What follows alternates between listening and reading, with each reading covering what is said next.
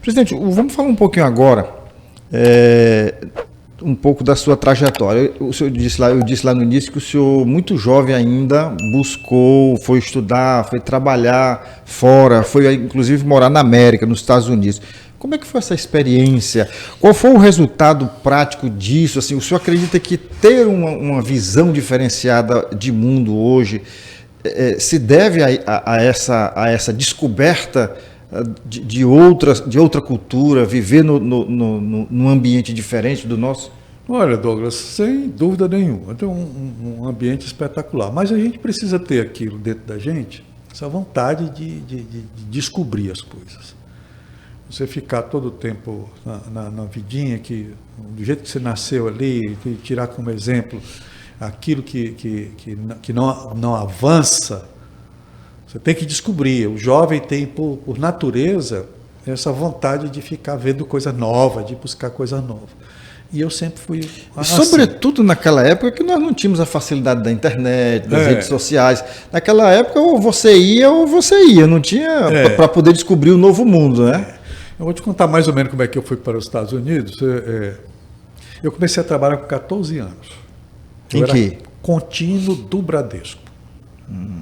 Um padrinho meu me arranjou uma vaga para ser contínuo do Bradesco. Contínuo era aquele... Nem existe mais essa função hoje. Não existe mais, o office boy. É aquele que levava um documento de uma mesa para outra e tudo mais, mas aquilo não me dava contentamento como pessoa. Eu precisava mostrar que eu tinha capacidade para outra coisa, apesar da idade, de 14, 15 anos de idade. Então eu pedi para o gerente, na época, a famosa contabilidade da conta corrente era feita diariamente por 2 funcionários. Toda a movimentação da agência era feita por 2 funcionários. Muito pouco, né? Muito pouco. Mas o movimento não era essa loucura de hoje. E eu me sujeitei a isso, eu já pedi o gerente, seu Pascoal, deve ter falecido, porque isso foi em 1974. Aí eu pedi para ele que eu queria fazer um teste lá em qualquer setor do banco, mas eu não queria ser contínuo, não. Eu não queria ficar levando documento só de uma mesa para outra. Ele me botou na conta corrente, com Coimbra. Me lembro ainda hoje o nome do colega. Coimbra adulto, já um homem de 40 anos e eu de 15 anos de idade. Né? E às vezes eu ficava lá dentro do expediente, quando era 5 horas, estava tudo pronto. A gente não podia ter uma diferença de 1 centavo, tinha que fechar tudo. Era manual. Então eu comecei com isso, trabalhando aí. Depois eu arranjei uma vaga, ainda menor de idade, para trabalhar no Detran. Fui trabalhar no psicotécnico com o Coronel Barata. De lá surgiu a oportunidade de ir para os Estados Unidos, porque a minha tia, irmã da minha mãe, ela morava lá desde o final da Segunda Guerra Mundial, 1946. Ela tinha casado com um americano que estava aqui na base aérea em Natal, e ela tinha ido para lá, para os Estados Unidos, morar em Atlanta. E aí ela me convidou para ir. Meu pai não tinha condição de pagar a passagem para lá. Meu pai era funcionário público também da prefeitura de Teresina, minha mãe era doméstica do lar. Então mas tinha um terreno que a minha mãe tinha recebido de herança do meu avô aqui numa fazenda em Zé de Freitas. A minha mãe é de uma família de 17 irmãos. E a fazenda foi dividida entre eles. E essa parte da minha mãe, ela percebeu em mim essa minha vontade de descobrir o mundo. Então ela disse, venda esse terreno, porque eu não vou plantar nada, não sei plantar nada, e vá para a América, para casa da sua tia, para lá descobrir. Então foi assim que eu fui bater nos Estados Unidos. Fui morar, primeiro eu disse na Flórida, fiquei na casa de uma prima, filha dessa tia, alguns dias, conhecendo e tal.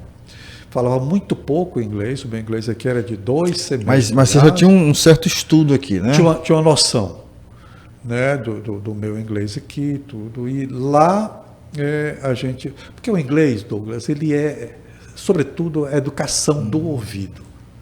Você pode saber toda a gramática inglesa e tudo, mas se você não tiver o ouvido educado, você vai penar. Até porque existe uma diferença muito grande entre o inglês que se fala nos Estados Unidos e nos outros países. Ali vizinho, no Canadá, já é diferente. Então você precisa educar o ouvido. E um jovem é rápido demais para ele educar o ouvido. Então foi isso que eu fiz. Mas hoje o meu... Só não parece. Meu filho de 5 anos chega para mim e diz, papai, let's go, let's go. Já estava verdade. aprendendo inglês na escolinha aqui do Sesc. E ele, todo assim, são frases soltas ou palavras soltas, mas aquilo ali vai fossilizando na cabeça dele, né? Exatamente. Ele vai daqui a pouco ele junta outra e mais outra e mais outra, é assim que se aprende, né? Então eu fui para lá, e aí tinha uma instituição de ensino lá, chamada Georgia Tech, que abriu oportunidade para quem quisesse estudar em cursos da área de técnica mesmo, né? E eu tinha uma afinidade muito grande com a arquitetura. Então eu fui lá, então fiz alguma coisa na área de arquitetura. Então, teu primeiro momento lá, seu primeiro momento, superintendente, foi exatamente estudo, né? Foi. Depois que veio o trabalho. Depois é que veio o trabalho. Eu fiquei lá, o que me fez aprender que a gente não pode ter, que o trabalho não envergonha ninguém, seja ele qual for. Então, por isso, e esse é um dos mantras do MOVE aqui, sabe? O MOVE, todos os nossos associados, que são muitos, que está o maior número de empresários do Piauí, os grandes empresários do Piauí, as grandes empresas estão todas associadas ao MOVE. Mas, ao mesmo tempo, nós temos pequenos empresários, pequenos empreendedores, que tratam com esses empresários da mesma forma que estivesse tratando só entre eles, entre os grandes. Que não existe essa diferença, é linear, é horizontal aqui. E isso eu aprendi quando eu fui para a América, para os Estados Unidos. Lá final da década de 70 e início da década de 80. Eu fui trabalhar lá numa montadora de vans. Recebia a cabine com o motor, em cima do chassi só, e eles preparavam, eles gostam muito disso, os americanos.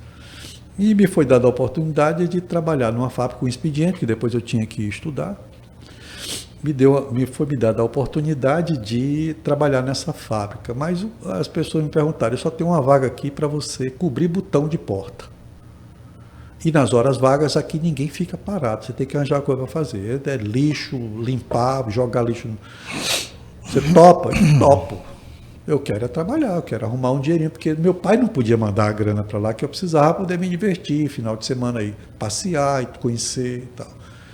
E eu comecei assim, trabalhando, cobrindo o botão. Era engraçado isso. Como é esse botão? É um botãozinho de você fechar, por exemplo. Você bota um parafuso com a travazinha na porta para poder fechar aquele revestimento da porta. Tá, compreendi. E o botão para poder você não deixar aquilo parafuso que apareça.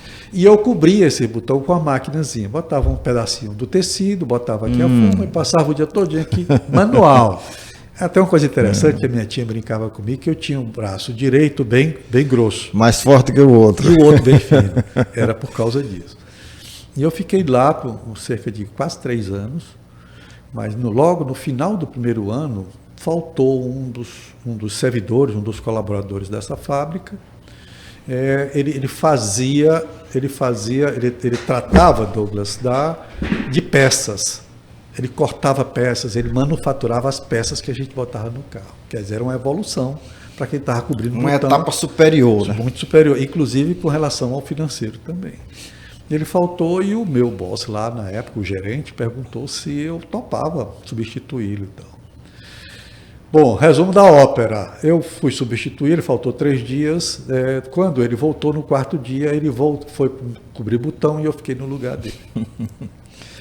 E assim eu fiquei, né? E eu achava uma maravilha, por exemplo, ganhar em dólar e tal, coisa que eu nunca tinha tido aqui.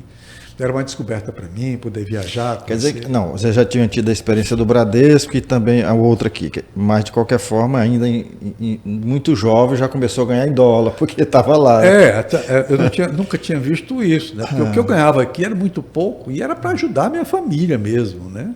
Entendeu? O que eu podia fazer aqui era, no mínimo, eu me sustentava. A minha primeira calça comprida fui eu que comprei, a minha primeira bicicleta fui eu que comprei.